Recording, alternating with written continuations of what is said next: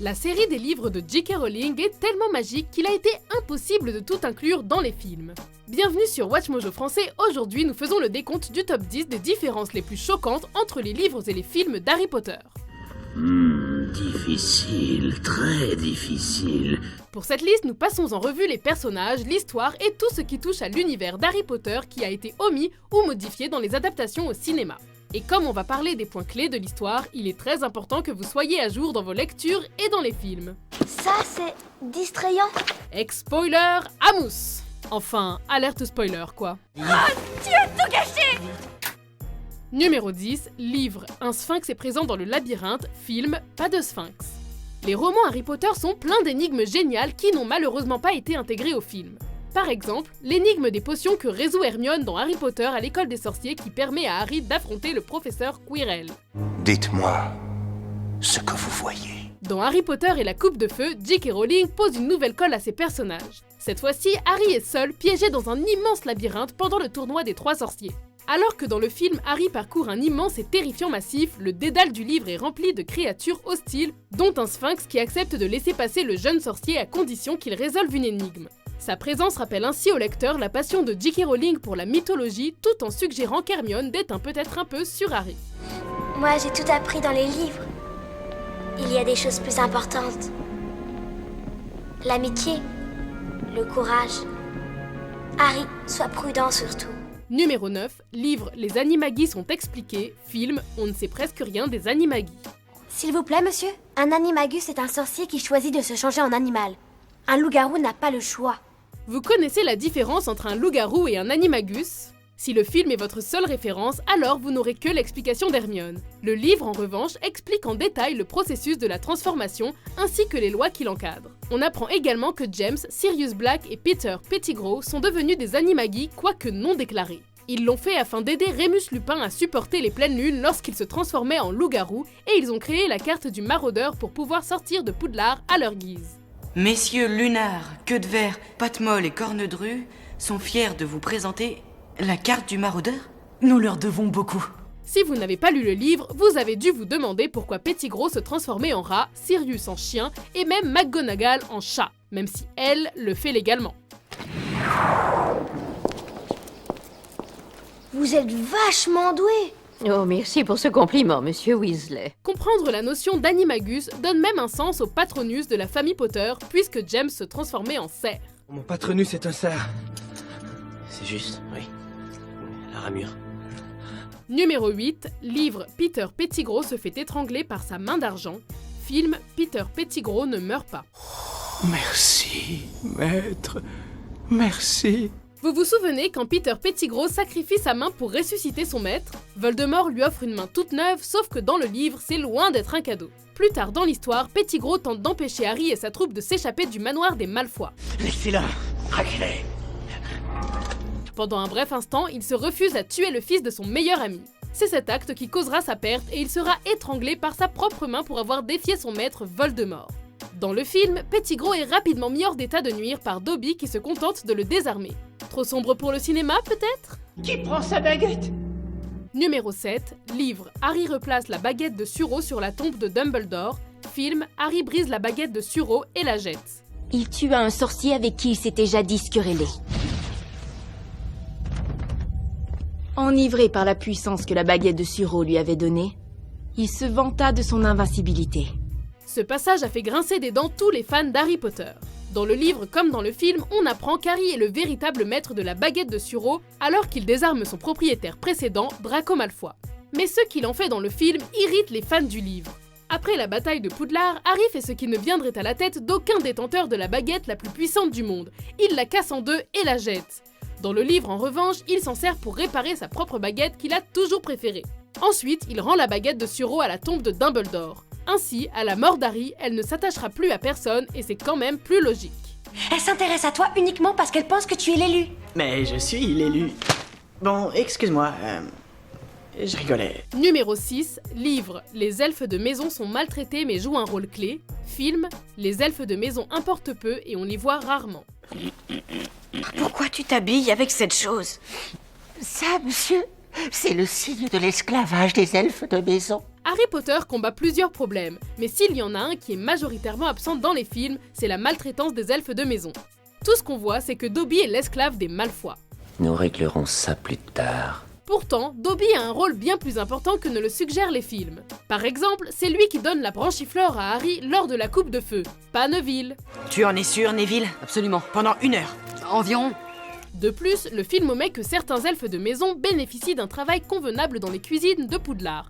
Parmi eux, on retrouve Winky. Cet elfe de maison servait Barty Croupton et a trouvé refuge à Poudlard après s'être fait congédier. Franchement, il mérite d'être reconnu.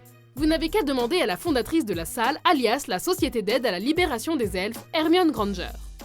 En gros, c'est ça l'idée. C'est génial. Numéro 5, livre Ron manque à Harry et Hermione, film Harry et Hermione dansent ensemble pour se remonter le moral.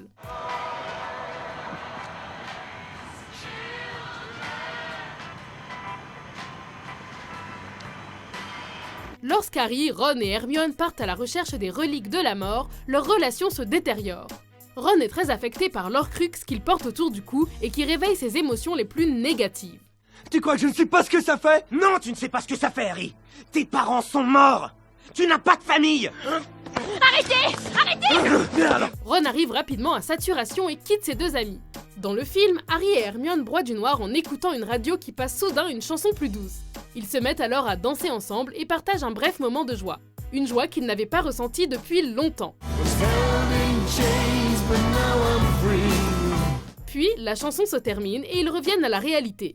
Cette scène est absente des livres, mais nous donne un joli moment d'amitié. Numéro 4, livre Voldemort meurt comme un humain, film Voldemort meurt comme une créature surnaturelle. Dans le livre comme dans les films, Harry et Voldemort se livrent à un ultime duel. Leurs baguettes se connectent comme lors de la coupe de feu et Voldemort se sert de la baguette de Suro, bien qu'elle ne lui soit pas fidèle. Mais ce qu'il ignore, c'est qu'il se bat contre son véritable maître. La baguette refuse de blesser Harry et renvoie à Voldemort son sort mortel. Le livre n'offre pas au Seigneur des Ténèbres la mort grandiose qu'il souhaite et il meurt comme un humain d'une manière volontairement décevante. Dans le film, Voldemort part en lambeaux et s'envole, et si c'est très beau visuellement, ça ne délivre pas le même message et lui donne plus de pouvoir qu'il ne le mérite.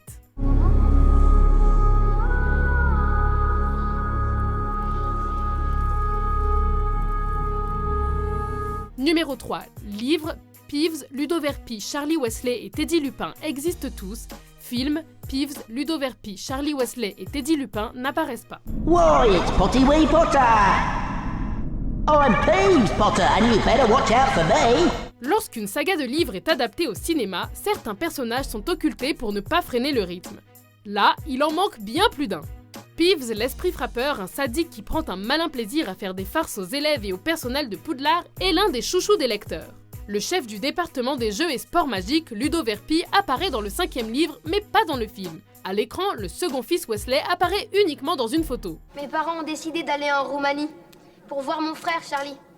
Il étudie les dragons là-bas. Mais l'omission la plus perturbante est celle de Teddy Lupin, le fils de Rémus et Tonks. Puisqu'on y est, vous connaissez la nouvelle?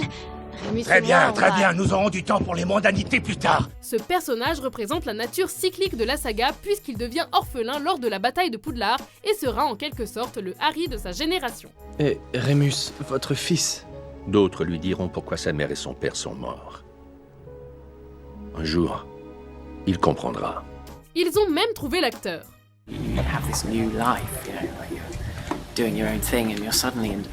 Numéro 2, livre, de nombreux personnages sont envoyés à l'hôpital Sainte-Mangouste, film Sainte-Mangouste n'apparaît pas. Et oui, le monde de la sorcellerie a besoin d'un hôpital. Dans les livres, nombreux sont les sorciers qui se blessent assez pour être envoyés à Sainte-Mangouste, comme Arthur Weasley après avoir été attaqué par Nagini. Certains patients y sont enfermés définitivement dans Gilderoy Lockhart qui souffre d'un sortilège d'amnésie qui a mal tourné. On parie que vous l'aviez oublié. Qui es-tu? Ron Weasley. Vraiment? Et qui suis-je? On peut également y retrouver les parents de Neville, résidents permanents depuis que la torture des fidèles de Voldemort les a rendus fous. Les parents de Neville. Ils ont connu un sort pire que la mort. Cette scène montre les terribles effets de la première guerre des sorciers tout en étoffant l'histoire tragique de Neville et le fait que les Londubat aient toujours défié le Seigneur des Ténèbres. Neville aurait donc pu être l'élu à la place d'Harry. Mais la scène où les Londubat ne reconnaissent pas leur propre fils aurait peut-être été trop dure à l'écran. Je suis fier d'être leur fils. Avant de dévoiler notre vainqueur, voici quelques mentions honorables. Ah, there you are, Harry. Hermione and Ron are already at my death day party. C'est un éclair de feu, le balai le plus rapide au monde. Pour moi? Mais qui me l'a envoyé? Personne ne le sait. Mais c'était avec. Comment as-tu osé voler cette voiture?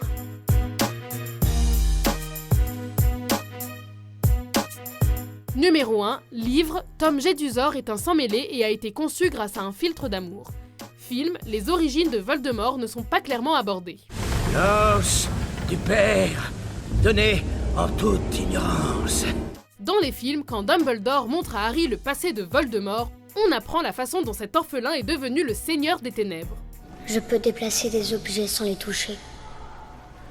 Les animaux font ce que je veux sans que je les ai dressés. Je peux attirer des ennuis aux gens qui sont méchants avec moi. Les livres, en revanche, nous expliquent tout. Voldemort est le fils de Merop Gaunt et du moldu Tom Jedusor. Grâce à un filtre d'amour, Merop parvient à épouser Tom et à tomber enceinte. D'après Rowling, il est important que Voldemort soit le résultat d'une liaison forcée plutôt que d'un amour véritable, puisque c'est pour cette raison qu'il est incapable de ressentir de l'amour. Merop finit par surprendre l'usage de la potion en espérant que Tom ait fini par l'aimer. Malheureusement, il abandonne Merop et son fils, ce qui explique la haine de Voldemort envers les Moldus et les Sang-Mêlés. Vous êtes Voldemort. Tu crois peut-être que j'allais garder le nom immonde que mon moldu de père m'avait transmis? Vous êtes d'accord avec notre liste? Est-ce qu'on aurait écrit cette liste sous l'influence d'un sortilège de confusion? Harry! Je proteste. Harry, as-tu déposé ton nom dans la coupe de feu? Non, monsieur. As-tu demandé à un élève plus âgé de le faire pour toi? Non, monsieur. Tu en es absolument sûr? Oui, monsieur. Pour plus de top 10 magiques publiés chaque semaine, n'oubliez pas de vous abonner à WatchMojo français. Ce qui est évident, c'est que vous êtes appelés à faire de grandes choses. Après tout, celui dont on ne doit pas prononcer le nom a fait de grandes choses.